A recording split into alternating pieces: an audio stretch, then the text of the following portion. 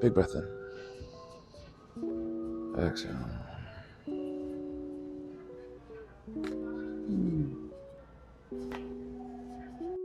When I first came in, I was looking for some help for an injury. I had a cycling accident about a year before I met Dr. Jamal, and I was still hurting, having this chronic pain throughout the whole right side of my body. I felt, anything that triggered any stress in my body, my whole right side would just kind of clench up. And so that's really how I came in, and just wanting to heal from that and feel good and be able to move again. I started the care with Dr. Jamal, and it just became so much more than just chiropractic care and physical care. During my time with him, I developed food allergies and some hormonal imbalances, and with his help, I've been able to identify triggers that trigger inflammation.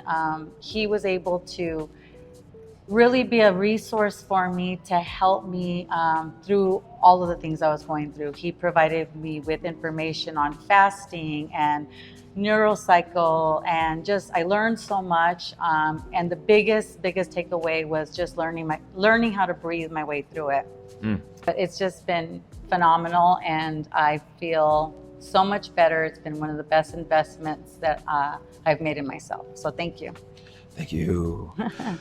One of my favorite things in being able to understand, I'll say mental stressors as well too, is when that stress, when that stimuli is coming in the form of family, in the form of food allergy, in the form of hitting shoulder and head against the pavement as well too, that's an actual tangible stress that the brain over time needs to adapt to. And when these chronic little itty bitty stressors, or the bigger stressors as well too, happen again and again and again without the space to be able to slow down, integrate, and heal from it, well then over time our brain structure actually changes. The thalamus, the hippocampus, and the amygdala, these different three centers of the brain are so responsible in almost like prepping us and guarding us without our conscious awareness. So with a provider, with someone that's getting after it as well too, and with a lot of things going on in life, as I think that's so important and potent with care too. It's like, life is lifing. Life is lifing a lot. So with chiropractic care over time, we're able to see and adapt. And with Celina's care, it was beautiful to see when a stressor would come up of a certain physical or mental or emotional stressor, it would present a certain way. And a lot of things were gripping on her right side, mainly in the jaw, mainly in the neck, mainly in the hip as well too. So excited to walk you through that. As one last thing I'll just leave you with is, when our brains adapt to stressors over time in a maladaptive way, the prefrontal cortex, or the top part of the brain, this part of the brain that makes us human, it atrophies quite literally. Yeah. And that's so important because chiropractic care over time especially can directly impact the processing of the prefrontal cortex to keep it engaged. And when we times that by providing for the provider workshop, meditation, all the things that Celina's implemented, it's been wonderful to see. So that way she can be back in a relaxed space versus a stress space. So we're gonna get her adjusted in a second, and really excited to be able to highlight a little bit more of that. Big breath in. Exhale.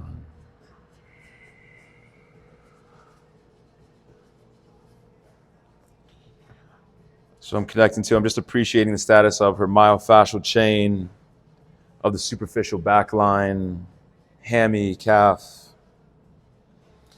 Just appreciating the difference. So there's a slight increased tensionality or tightness on this right side versus left. Any cycling, any yoga? What'd you do for movement this week?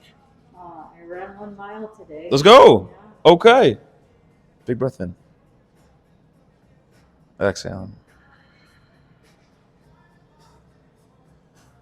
Good, I'm gonna block right here. Lift this leg straight and as tall as you can. And down. Left side. Got it. And relax. So what I was testing there was what part of the third of the sacroiliac joint was stuck. It's mainly the middle boot right here. Testing how the ilium's moving versus sacrum.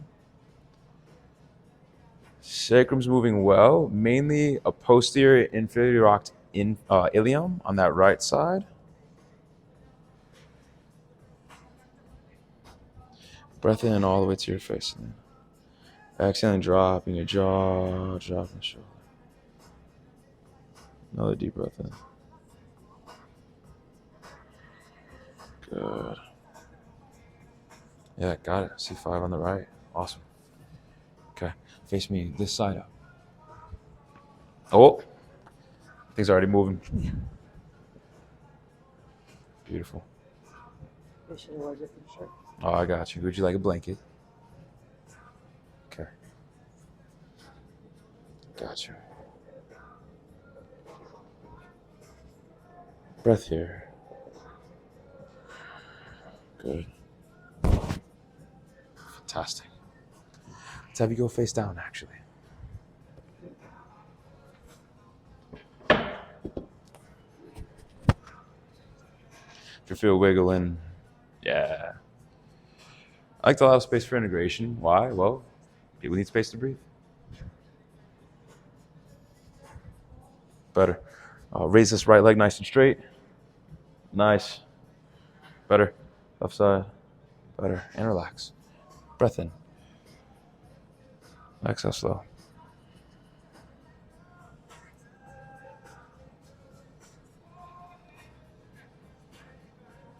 Exhale.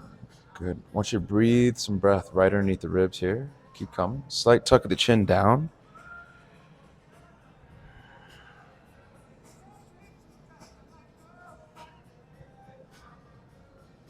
Got it.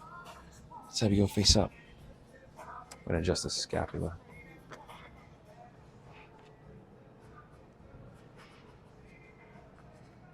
Good. You can take your right hand, bring it behind your neck for me, Celina. Good, perfect. A little bit lower. Right there. Good. Lean you this way. Good. So I'm connecting to the scapulo-thoracic junction to help unwind things and help free up the shoulder.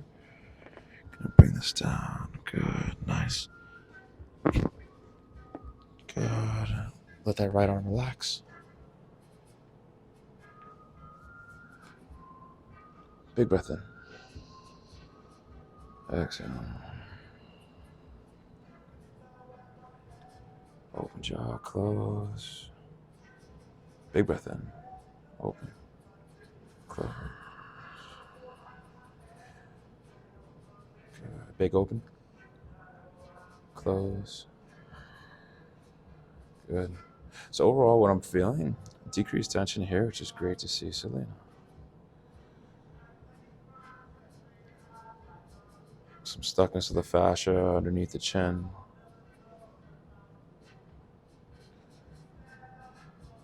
What I'm keyed into is left side of the upper cervical area and right side as well too, around C5, C6. Traps feel like they've loosened since last I've seen you, which is great. So when I first started, the upper traps were super tight, super active as well too.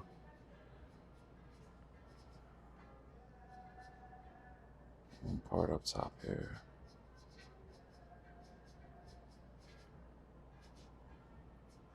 Got it. Got it. Feel how when I rotate here, this gets caught right here. So left rotation is limited. Mainly C1 on C2. So connecting this capacity, tall breath in. Let that left shoulder go. Good. Fantastic.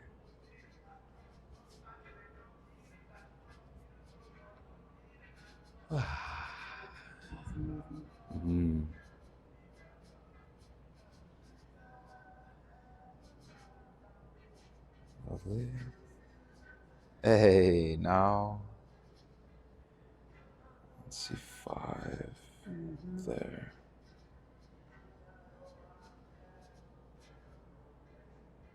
Good. Let this fall to the side.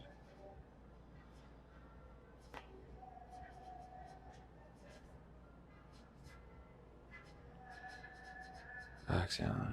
Good. You just keep breathing.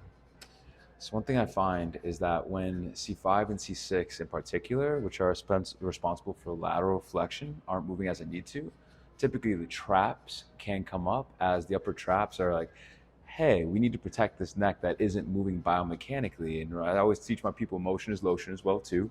because when motion isn't present as a function of the spine, well, then oftentimes the brain's job now is to communicate to the rest of the body, hey, things aren't moving as they need to. We need to lock this down. We need to protect this from a physiological, from a biological lens. This is what we call subluxation. Now, there's different segments of the spinal column that aren't moving as they need to, which have histological complications, visceral complications, kinesial complications, myo complications as well too. So it's so important to take that all into consideration. Love it.